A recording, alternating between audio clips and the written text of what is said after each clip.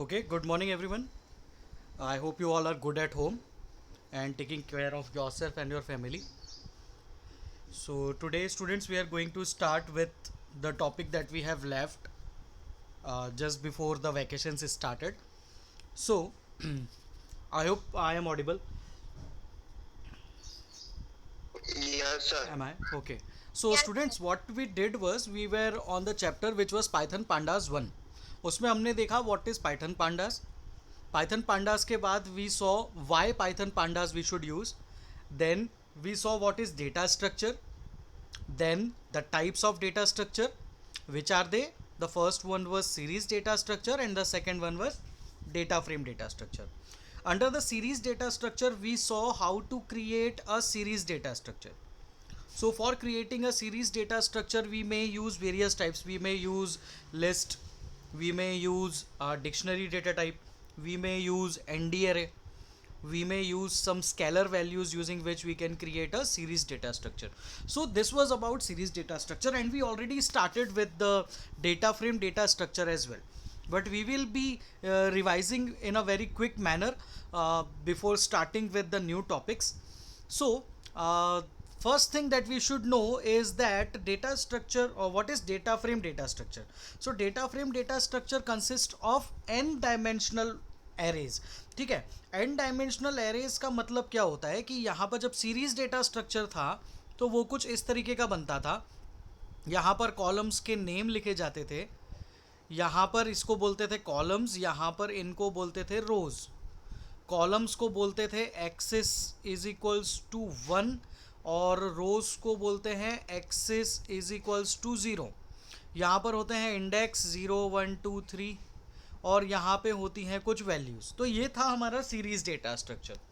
Now if I talk about data frame data structure, so data frame data structure is an dimensional. तो यहाँ पर ऐसे बड़े बड़े, मतलब कि बड़ी बड़ी कॉलम्स, बड़ी बड़ी रोज का कलेक्शन बनकर एक हमारा data frame data structure create होता है.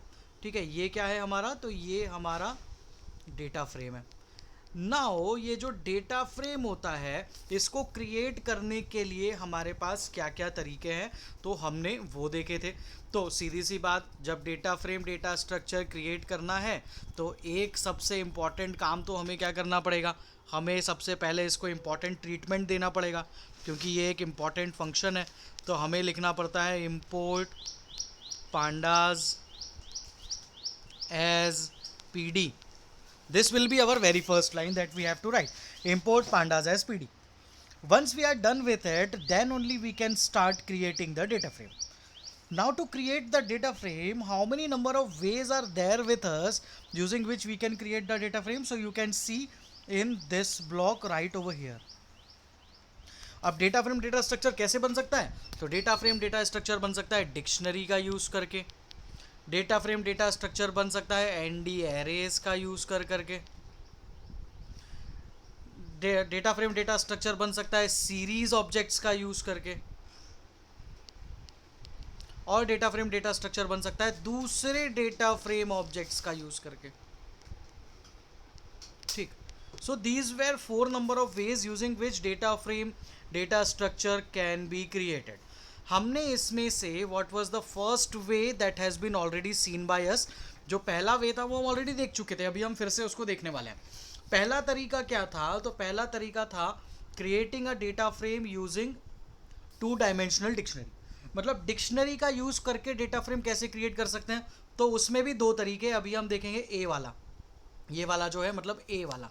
उसके बाद इसमें एक और तरीका है जो हमारे लिए नया है. ठीक है, ये हम ऑलरेडी देख चुके हैं और ये वाला हमारी आज की क्लास के लिए हमारा टॉपिक होगा. तो अभी तो पहले हम देखते हैं जो हम देख चुके हैं, पहले इसको समझते हैं कि ये क्या था. तो जब हमें data frame data structure create करना होता है डिक्शनरी का यूज़ करके, तो हम कैसे क्रिएट कर सकते हैं वो हमको देखना है. तो सीधी सी बात है, डिक्शनरी क्या होता है? सबसे पहले तो हमें वहाँ पहुँचना पड़ेगा. डिक्शनरी क्या होता है? तो डिक्शनरी होता है अनऑर्डर्ड, एक टर्म उसमें लिखना बहुत ज़रूरी होती है, अनऑर्डर्ड अनऑर्डर्ड सेट ऑफ की वैल्यू पेयर्स. ठीक है, की वैल्यू पेयर्स के अनऑर्डर्ड सेट को डिक्शनरी बोलते हैं। अब unordered set, what do you mean by unordered set? इससे क्या, इसका मीनिंग क्या होता है? तो अनऑर्डर्ड सेट का मतलब ये होता है कि अगर मैं वैल्यू पास कर रहा हूँ डिक्शनरी के अंदर ए बी सी डी के ऑर्डर में, so it depends, it will randomly do what, it will randomly print the output to be something like this। मतलब कि यहाँ पर ज़रूरी नहीं है कि जो ए है वो एक ही पोजीशन पे आए, मतलब रैंडम ऑर्डर में अनऑर्डर्ड पेयर्स में वैल्यूज़ को वो डिस्प्ले करता है। ज़रूरी नहीं है कि आपने आपके प्रोग्राम में ए पहले लिखा था तो a will be the very first value that will be displayed. इसको हम एक एग्जांपल से समझ सकते हैं जो हमें यहाँ पर दिया हुआ है, ठीक है। इसको अब हम देखते हैं, ऑलराइट। तो यहाँ पर आप देख सकते हो we are having a dict one जिसमें की वैल्यू पेयर्स हैं। कीज कौन कौन सी है? तो स्टूडेंट, मार्क्स, स्पोर्ट, ठीक है। 3 इसमें कीज हैं। और अगर मैं वैल्यूज की बात करूं तो वैल्यूज कितनी है? तो वैल्यूज हैं इसमें ये, एक तो रुचिका वाली लाइन, ये तो 79.5 वाली ये, और ये क्रिकेट, बैडमिंटन, एथलेटिक्स, ये उनकी वैल्यूज हैं। अब आप देखो जैसे ही मैंने इसको प्रिंट किया, मतलब जैसे ही मैंने इसको प्रिंट किया, प्रिंट करना है तो क्या करना पड़ेगा? अब जब सीरीज डेटा स्ट्रक्चर प्रिंट कर रहे थे तो हम क्या लिख रहे थे? हम लिख रहे थे पीडी सीरीज फंक्शन, सीरीज का एस कैपिटल होता है, तो पीडी डॉट सीरीज फंक्शन लिख रहे थे। तो हमें data frame data structure print करना है, so we will write PD dot देना, डी कैपिटल है, एफ कैपिटल है, DB dot PD dot data frame function. अब हमें ये लिखना पड़ेगा, अब पीडी डेटा फ्रेम के अंदर कौन सा पैरामीटर पास करें, यहाँ पे वो पैरामीटर पास करना पड़ेगा जो हमारे पास डिक्शनरी है, ऑलराइट। तो हमारे वैल्यू क्या है? तो हमारे पास डिक्शनरी की वैल्यू है ये, तो this value has to be passed over here. ये कहां पर स्टोर्ड है? डिक्ट वन में, तो यहां पर हमें लिखना पड़ेगा डिक्ट वन। ठीक, वॉइस क्लियर नहीं आ रही है यार, let me check now. Dict one I will try कि मैं आपको इसकी रिकॉर्डिंग सेंड कर दूं जिसको वॉइस क्लियर नहीं आ रही है, गौरव। तो शायद वहाँ पर जो क्लियर नहीं आया होगा वॉइस, वो वहाँ पर सॉर्ट आउट हो जाएगा, ठीक है। तो यहाँ पर as soon as I will write this PD dot data frame function, and in PD dot data frame function inside the arguments I will write dict one, और इसको DTF1 में स्टोर कर दूंगा। और जब प्रिंट करूंगा तो आप देखो पहला मैंने पास करा था स्टूडेंट्स, दूसरा पास किया था मार्क्स, तीसरा पास किया था स्पोर्ट। पर आउटपुट कैसा आया? आउटपुट में पहले आया क्या? आउटपुट में पहले आया marks. The first value that it displayed is marks. The second value that it displayed is sport. The third value that it displayed is students. मतलब यहाँ पर ये कोई भी फिक्स ऑर्डर में प्रिंट नहीं होता है। It will always get printed in unordered pairs, in unordered way, in unordered manner. This value will get printed. You can clearly observe over here, and you can clearly observe the output that has been produced.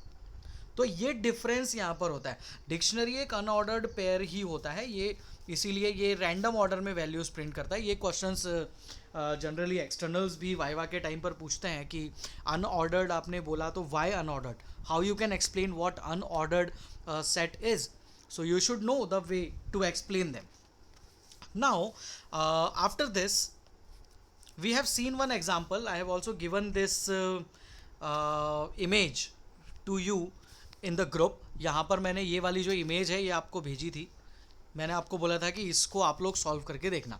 तो यहाँ पर इन्होंने एक dict one नाम की dictionary they have given to us, and this dictionary contains 2 number of values, 2 number of keys, section and country.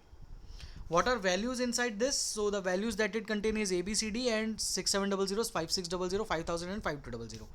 What you are supposed to do? You are supposed to create a data frame using this value. So what will be the very first thing that we will write? So we will write import pandas as pd. dict one हमको already दी हुई है, same to same dict one हमने यहाँ पर लिख दी। इसको data frame में कन्वर्ट करना है, डेटा फ्रेम में कन्वर्ट करने के लिए लिखना होता है pd dot data frame function, तो हमने लगा दिया pd dot data frame function, ठीक। pd dot data frame function लगाने के बाद df1 में स्टोर कर लिया, और अल्टीमेटली लास्ट में हमने क्या किया, वी प्रिंट दैट df1, उस df1 को प्रिंट कर लिया. So we got the output to be like this. देखो यहाँ पर बताता हूँ मैं. तो इसका आउटपुट आया ये. यू कैन क्लियरली ऑब्जर्व यहाँ पर तो अभी रैंडम ऑर्डर में आना था बट ये सेम ऑर्डर में आ गया है. तो ये it is just a coincidence. आप इस एग्जांपल को देखकर ये नहीं कह सकते कि ये अनऑर्डर्ड सेट नहीं है. डिक्शनरी इज अनऑर्डर्ड सेट और ये भी अनऑर्डर्ड सेट ही है. अभी जो वैल्यूज आई है ये भी अनऑर्डर्ड सेट ही है but coincidentally this has come in a specific order. एक पर्टिकुलर ऑर्डर में आ गया है. बट यहाँ पर ये कॉन्ट्री पहले था, सेक्शन बाद में था, तो इसने यहाँ पर तो उसको हाँ ठीक है ना, यहाँ पर डिफरेंस कर दिया है. मतलब ये भी अनऑर्डर्ड ही है. आगे बढ़ते हैं. We have one more example with us which is this one. In this example यहाँ पर भी उन्होंने क्या दे रखा है, ईयर 1 और ईयर 2 दो हमें वैल्यूज़ दे रखी हैं, दो हमें कीज़ दे रखी हैं और हमें इन दोनों कीज़ का यूज़ करके ये वैल्यूज़ को उसमें प्रिंट करके एक data frame data structure print करना है. अब आप लोग देख सकते हो यहाँ पर ये पिछले एग्जाम्पल जैसा ही है, बस ये वैल्यू चेंज हुई है. Other than that everything is the same. I believe आप लोग इसको कर लोगे, आप लोग इसको समझ लोगे. Still if you face some difficulty so you can ask any time.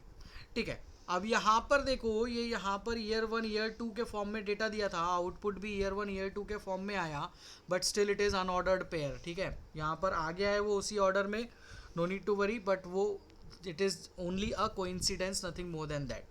Alright. अब आगे बढ़ता है. यहाँ पर अब इन्होंने एक छोटा सा क्वेश्चन बोला हुआ है. अब इस क्वेश्चन को अब हम समझते हैं कि ये क्वेश्चन क्या है. देखो, carefully read the following. Carefully read the following. यहाँ पर दिया हुआ है import pandas as P D yr1 is equals to qtr1 और उसमें कुछ वैल्यू दी हुई है, qtr2 में वैल्यू दी हुई है, q3 में वैल्यू दी हुई है, q4 में वैल्यू दी हुई है. मैं ये लाइन पर हूँ, ये वाली. फिर ईयर 2 इज इक्वल्स टू ये दूसरी डिक्शनरी. दो डिक्शनरीज इन्होंने दे रखी हुई हैं और इन दोनों डिक्शनरीज़ का यूज़ करके उन्होंने नीचे कुछ एक आउटपुट निकाला है और हमको बोला है कि list the index labels of the data frame df3. जो df3 है हमारा, ये इस df3 के आपको इंडेक्सेस बताने हैं. तो अब इंडेक्सेस इसके क्या होंगे df3 के, तो वो हमको जब बताना है तो वो कौन कौन से हो सकते हैं इंडेक्सेस. तो जो भी आपकी कीज़ हैं वो सारे इंडेक्सेस होंगे. तो कीज़ कौन कौन सी हैं आपके पास, qtr1 qtr2 q3 q4 a b और qtr4. So these are all what? So these are all the indexes in our df3. अगर हम बोलें नेक्स्ट क्वेश्चन क्या है, list the column names of the df3. अब df3 के आपको column के नाम बताने हैं. ठीक है. तो अब df3 के जब कॉलम के नाम आपको बताने हैं तो वहाँ पर हमें कॉलम्स के नाम देखना पड़ेंगे कि कॉलम्स के नाम कौन कौन से हैं. ठीक. तो आप देखो यहाँ पर df3 की अगर हम बात कर रहे हैं तो df3 क्या है, df3 di सेल्स से बना है, मतलब इससे बना है. और di सेल्स में कौन कौन से कॉलम है, तो di सेल्स में दो ही कॉलम है, 1 और 2. मतलब यहाँ पर df3 के अंदर भी 1 और 2 only 2 columns will be there. As you can see यहाँ पर इन्होंने भी बताया है कि इसके दो ही कॉलम्स यहाँ पर प्रिंट होंगे.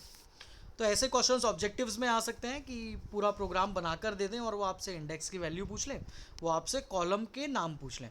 सो this can come under the we can say objectives. नाउ ये हमारा आज का टॉपिक है. अब हमने जो पढ़ा अभी तक वो हम ऑलरेडी पढ़ चुके थे. That was nothing new that we have seen. अभी ये जो टॉपिक है ये एक नया टॉपिक है. ठीक है. अब हम इसको देखते हैं. Creating data frame object from a list of dictionaries and from a list of list. अभी हमने डायरेक्टली डिक्शनरी का यूज़ करके डेटा फ्रेम क्रिएट किया था. अब हम क्या करेंगे, बहुत सारी अलग अलग डिक्शनरीज बना लेंगे, उन अलग अलग डिक्शनरीज को इस लिस्ट में डाल देंगे और इस लिस्ट को अब हम प्रिंट करना चाहेंगे. तो इसको एक एग्जाम्पल से समझते हैं फॉर बेटर अंडरस्टैंडिंग. तो देखो, we have one example with us. You can clearly see यहाँ पर हमारे पास टॉपर ए नाम की एक डिक्शनरी है, टॉपर बी नाम की एक डिक्शनरी है, टॉपर सी नाम की एक डिक्शनरी है और टॉपर डी नाम की एक डिक्शनरी है. If I get into the details of topper A, so आप यहाँ पर देख सकते हो कि टॉपर ए नाम की जो डिक्शनरी है, in this dictionary there is roll number, name and marks. In topper B roll number, name, marks. Topper C also, topper D also roll number, name and marks. मतलब एक बात तो पक्की हो गई कि हमारा जो ये डेटा फ्रेम बनेगा उसमें कितने नंबर ऑफ कॉलम्स होंगे? 3. कौन कौन से? रोल नंबर, नेम और marks. These will be the 3 number of columns that will be there. अगली बात, वैल्यूज क्या क्या हैं? तो कोलन लगाने के बाद जो नंबर्स लिखे, मैं बात करूं अगर 115, 236, 307, 422, तो ये वैल्यूज हैं. पावनी, ऋषि, प्रीत, पौला, ये वैल्यूज हैं. 97.5, 98, 98.5, 98, ये भी वैल्यूज हैं. So this will be the values and this will be the grey one, the black one will be the key. मतलब कॉलम के नाम होंगे और जो रेड मार्क करें वो वैल्यूज होंगी. अब देखो यहाँ पर हमने क्या किया, 4 अलग अलग डिक्शनरी बनाई. अभी तक हम क्या करते थे, एक ही डिक्शनरी बनाते थे. ये पूरी एक ही डिक्शनरी होती थी और उसी को directly pd dot data frame लगाकर रन कर लेते थे. ठीक है, यहाँ पर देखो, ये एग्जाम्पल में देखो, ये हमारे पास एक ही डिक्शनरी है. ये हमारे पास एक ही डिक्शनरी है. इस एक ही डिक्शनरी का यूज़ करके हमने सीधे इसको pd डॉट डेटा फ्रेम लगाया और प्रिंट कर लिया. अब हम क्या कर रहे हैं, एक ही डिक्शनरी नहीं है अब हमारे पास, अब हमारे पास एक से ज़्यादा डिक्शनरी है. तो आप देखो यहाँ पर सॉरी अगले पेज पर, यहाँ पर 1, 2, 3, 4 नंबर ऑफ डिक्शनरीज हैं हमारे पास. अब हम क्या करेंगे, इन चारों डिक्शनरीज को एक लिस्ट के अंदर प्लेस कर लेंगे. ठीक, अब इन चारों डिक्शनरीज को लिस्ट के अंदर पेस्ट करना है तो लिस्ट बनानी पड़ेगी. अब मैंने टॉपर ए, टॉपर बी, टॉपर सी और टॉपर डी शॉर्ट में लिख दिया. मैंने इन चारों को लिस्ट के अंदर प्लेस कर दिया. अब लिस्ट के अंदर प्लेस करने के बाद इसको मैंने एक t1 नाम के वेरिएबल के अंदर स्टोर कर लिया. मतलब इस t1 के अंदर टॉपर ए, टॉपर बी, टॉपर सी, टॉपर डी, इन चारों की जो डिक्शनरी में वैल्यूज़ हैं वो चारों डिक्शनरी की वैल्यूज़ इसके अंदर स्टोर्ड हैं. अब इस t1 को मुझे कन्वर्ट करना है डेटा फ्रेम में, तो मैं लिख दूंगा pd dot data frame function. D capital आएगा, मैं यहाँ पर डी कैपिटल कर देता हूँ. मैं शॉर्ट में लिख रहा हूँ ये df क्योंकि जगह कम है. आप लोग पूरा लिखेंगे डेटा फ्रेम. ठीक है, तो pd dot data frame function. अब जब हम इसको प्रिंट कर लेंगे, हम लिख देंगे प्रिंट. इसको मैंने अगर df के नाम से स्टोर किया है तो प्रिंट df. तो जैसे ही मैं प्रिंट df करूँगा तो मुझे ये पूरा का पूरा डिक्शनरी प्रिंट होकर मिल जाएगा. मतलब इसमें हमने क्या किया है, यहाँ पर हमने मल्टीपल नंबर ऑफ डिक्शनरीज ली हैं. उन मल्टीपल नंबर ऑफ डिक्शनरीज को एक लिस्ट में स्टोर किया है, उस लिस्ट को एक नाम दे दिया और उस लिस्ट पे डेटा फ्रेम फंक्शन लगाकर उसको प्रिंट किया. As soon as we will do so, इस तरीके का output we will see on the screen. This will be the output that will be displayed on our screen. As it was very clear, चारों dictionaries के अंदर role number, name और marks के column थे.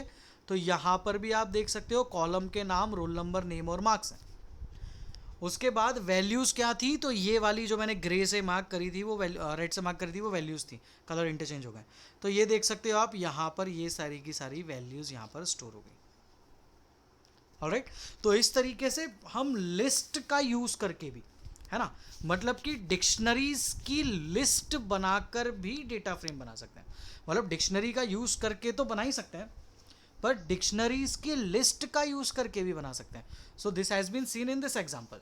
अब अगर मैं आपको बोलूँ, if I need to change the index name, अब मुझे ये इंडेक्सेस के नाम चेंज करना है, तो इंडेक्सेस के नाम चेंज करने के लिए pd dot data frame function के अंदर, मतलब ये वाली जो लाइन होती है हमारी,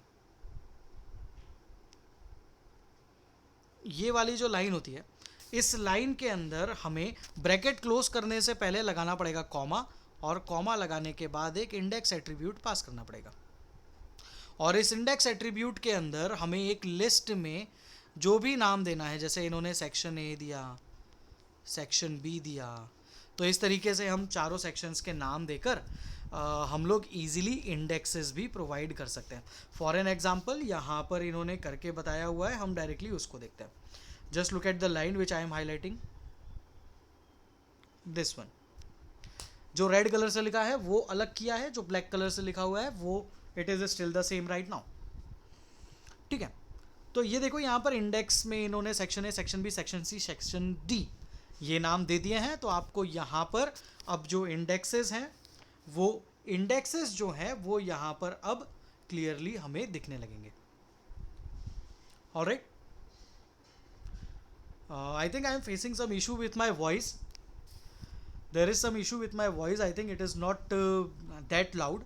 मैं एक्चुअली बहुत लाउड बोल रहा हूँ वैसे, but still I can't find it out कि मुझे ऐसा क्यों हो रहा है, मेरी वॉइस क्यों कम आ रही है। नो वरीज़, मैं इसका वीडियो भी रिकॉर्ड कर रहा हूँ, तो ये क्लास एंड होते से मैं इसका वीडियो भी आप लोगों को शेयर कर दूंगा। तो अगर वॉइस कम आई है तो वहाँ से आप लोग एक बार और उसको देख सकते हो। ठीक है, I think there may be some issue with my mic. I think I will just troubleshoot it, next time ऐसा नहीं होगा। आज थोड़ा सा बेयर कर लेते हैं। तो ये हुआ एक एग्जाम्पल। अब अगर मैं दूसरे एग्जाम्पल की बात करूं तो दूसरा एग्जाम्पल इन्होंने ये जो दिया हुआ है एग्जाम्पल नंबर 24। ठीक है, यू कैन सी हियर, ये रहा एग्जाम्पल नंबर 24।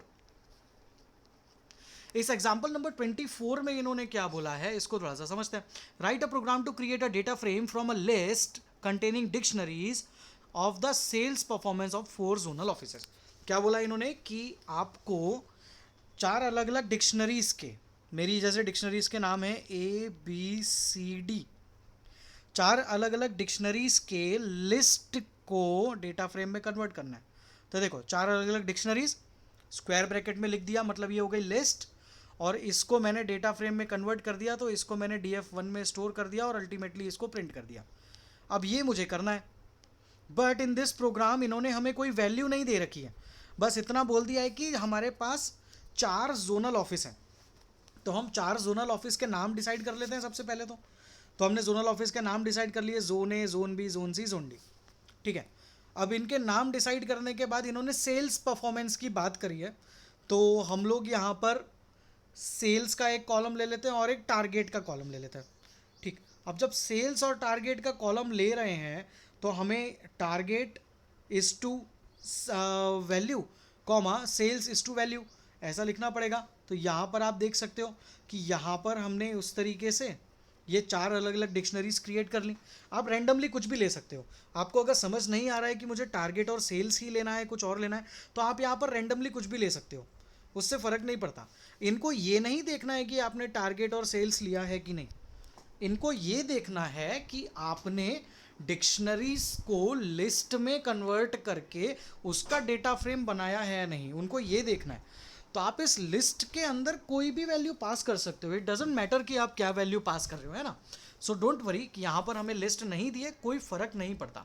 हम लोग कुछ भी वैल्यू, इनने टारगेट और सेल्स लिए, आप कुछ भी ले सकते हो, A1 A2 जो आपको लगे वो।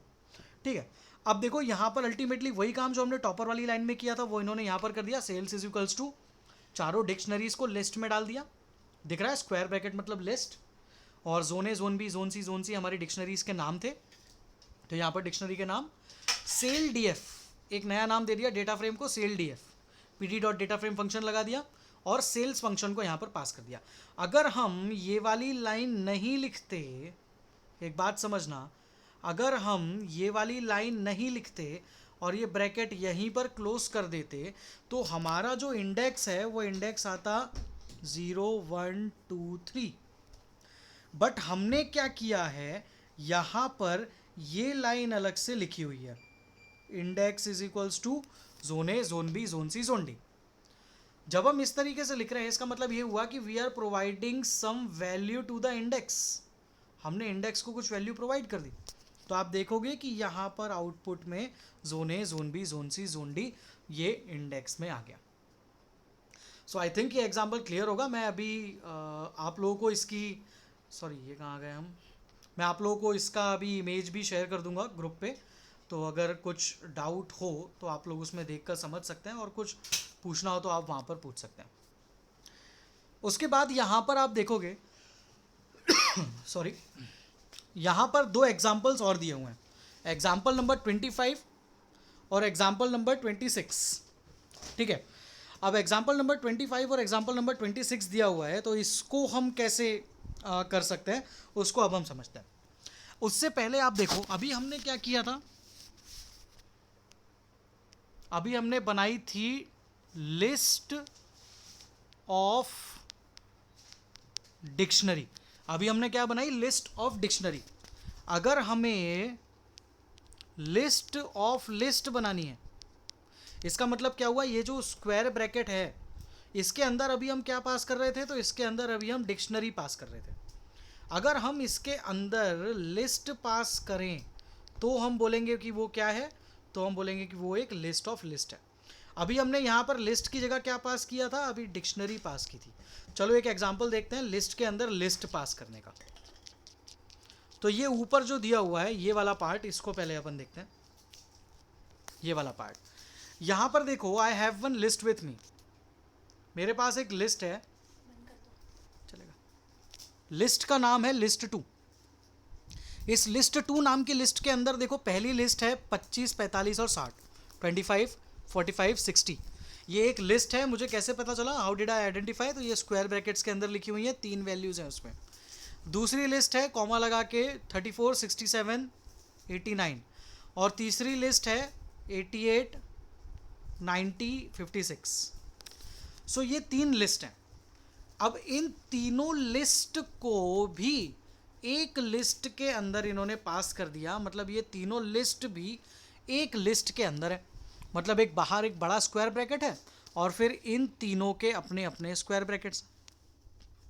तो क्या हुआ, लिस्ट 1 नाम से हमने ये वेरिएबल का नाम ले लिया, और इस लिस्ट 1 में हमने ये 3 लिस्ट पास कर दी, और अल्टीमेटली जैसा हम वहाँ पर कर रहे थे pd.dataframe फंक्शन, वहाँ पे df1 पास कर रहे थे, dict1 पास कर रहे थे, यहाँ पर लिस्ट 2 पास कर देंगे जो भी हमारी लिस्ट का नाम है, और जैसे ही हम देखेंगे तो हमको इस तरीके से आउटपुट देखने को मिल जाएगा। मेरा कहने का मतलब ये है कि हम लिस्ट ऑफ डिक्शनरी भी बना सकते हैं और हम लिस्ट ऑफ लिस्ट भी बना सकते हैं। तो अब नीचे हमें कुछ एग्जाम्पल्स दिए हुए हैं, वो एग्जाम्पल्स हैं लिस्ट ऑफ लिस्ट के। अभी लिस्ट ऑफ डिक्शनरी के एग्जाम्पल देखें, अब लिस्ट ऑफ लिस्ट के एग्जाम्पल देखते हैं। So let us focus on example number 25। 25 number जो एग्जाम्पल है हमारा, उस एग्जाम्पल में देखो इन्होंने बोला है write a program to create a data frame from 2D list, specify own index labels. अब देखो इन्होंने बोला कि एक 2D लिस्ट का यूज़ करके डेटा फ्रेम डेटा स्ट्रक्चर बनाओ, और क्या बोल दिया, स्पेसिफाई ओन इंडेक्स लेबल, मतलब हमारे ऊपर है, हमें जो इंडेक्स लेबल लेना है उसका हम वो ले सकते हैं। तो पहली बात तो लिस्ट बनाना है, तो हमने यही ऊपर वाला एग्जाम्पल यहाँ पर ले लिया, वो एग्जाम्पल ही यहाँ पर ले लिया, बात खत्म है ना। तो यहाँ पर उन्होंने लिस्ट पास कर दी, लिस्ट 2 में डाल दिया। अब ऊपर से अलग क्या हुआ इसमें, तो ऊपर से अलग ये चीज़ हुई, यहाँ पर इन्होंने बोला स्पेसिफाई और own index labels. So in the above example we have not put any value inside the indexes, so the default index that has been printed is 0, 1, 2. But if I want to change the index, as it has been mentioned in the question as well, that is specify your own index, तो जब मुझे खुद का index specify करना है तो मुझे ये जो रेड कलर से लाइन लिखी हुई है वो लिखनी पड़ेगी, इंडेक्स इज इक्वल्स टू रो 1, रो 2, रो 3। तो क्या होगा, 0, 1, 2, 3 की जगह अब क्या मिलेगा मुझे, रो 1, रो 2, रो 3। तो इस तरीके से मैं बना सकता हूँ। ठीक है, एक और एग्जांपल लिया हुआ है, अगला एग्जांपल देखते हैं। उसमें क्या बोला है, write a program to create a data frame from a list containing 2 list. ठीक है, एक लिस्ट बनानी है जो 2 लिस्ट को कंटेन करेगी, मतलब एक लिस्ट बनानी है जिसमें एक लिस्ट होगी और दूसरी लिस्ट होगी। ठीक, लिस्ट 1 और लिस्ट 2, 2 लिस्ट का यूज़ करके। ठीक है, गिव एप्रोप्रिएट रो लेबल्स। अब इसमें क्या क्या बोला इन्होंने, टारगेट एंड सेल्स, 2 चीज़ें अपने को दे दी इन्होंने। जब दे दी इन्होंने तो हम लोग क्या करते हैं, इस लिस्ट के अंदर कौन कौन सी लिस्ट पास करते हैं, तो पहली लिस्ट पास करते हैं टारगेट और दूसरी लिस्ट पास करते हैं सेल्स। अब टारगेट के अंदर कुछ वैल्यूज़ दे दो, सेल्स के अंदर कुछ वैल्यू दे दो। जैसे इन्होंने टारगेट के अंदर वैल्यू दे दी ये 5600 740 7500 60,000 और सेल्स में वैल्यू दे दी ये 58,000 68,000 78,000 61,000। दो लिस्ट बन गई। क्वेश्चन में क्या बोला है, लिस्ट कंटेनिंग टू लिस्ट, तो एक बड़ी लिस्ट बना ली हमने जिसको नाम दे दिया जोन सेल्स। इसके अंदर हमने वैल्यूज डाल दी टारगेट और सेल्स जो कि हमारी पुरानी लिस्ट है, ठीक। और अल्टीमेटली इसको हमने क्या किया, फिर pd dot data frame function लगा के प्रिंट किया। अब pd dot data frame function लगा के प्रिंट करते टाइम भी यहाँ पर एक चीज़ नहीं हुई, क्या, तो ये pd dot data frame function और उसके बाद इतना तो हम करते थे। इन्होंने हमको क्या बोला, गिव एप्रोप्रिएट रो लेबल्स, तो आपको रो लेबल्स के नाम देने थे, तो रो लेबल्स के नाम हमने दिए। तो रो लेबल्स के नाम जब हमको देना है तो हमने देखो यहाँ पर index is equals to target और सेल्स प्रोवाइड कर दिया। तो एक बात पक्की हो गई कि ये जो इंडेक्स है यहाँ पर 0 1 2 नहीं आएगा, यहाँ पर अब क्या आएगा, टारगेट और सेल्स आएगा, ठीक। बट एक बात बताओ, यहाँ पर जब हमने बनाया अभी, तो अभी हमारे कॉलम का तो कुछ भी नाम नहीं आया जब हम ये वाली लाइन नहीं लिखते हैं, ठीक है। जब हम इस लाइन को नहीं लिखते हैं तो हमको पता नहीं चलता है कि कौन सा जोन किसका है, ठीक है। अगर हम सिर्फ इतना लिखते हैं pd dot data frame zone sales और इंडेक्स की वैल्यू डाल देते, अगर हम इतना कर देते तो आउटपुट तो आ जाता, पर ये जो ऊपर इनकी हेडिंग्स हैं ये वाली, ये हेडिंग्स नहीं आती। तो अगर कभी हमें हमारे प्रोग्राम में ऐसी हेडिंग्स डालनी हो, कॉलम के नाम डालने हो, तो एक और फंक्शन होता है जिसको बोलते हैं कॉलम्स,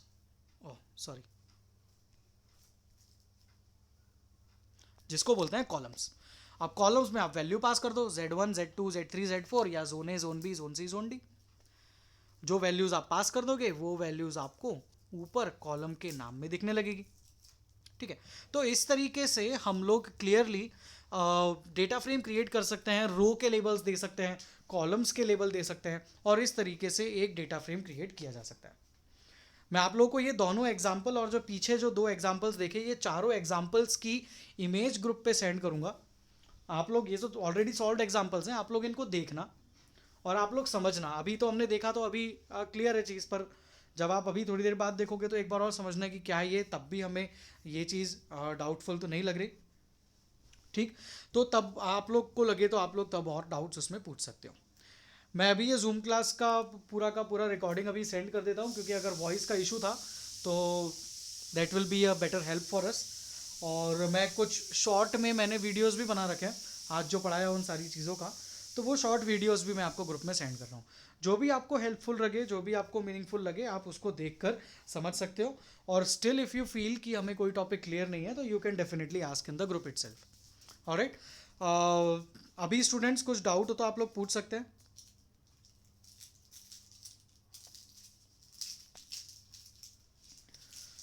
ऑलराइट, तो मैं आप लोगों को ये एग्जाम्पल नंबर 25 26 और जो 23 24 है उनको मैं स्क्रीनशॉट बनाकर अभी आप लोगों को शेयर कर देता हूँ, तो आप लोग उसको एक बार देख लेना, ठीक। और मैं जूम मीटिंग का लिंक भी भेज रहा हूँ। Alright students, so thank you so much, see you in the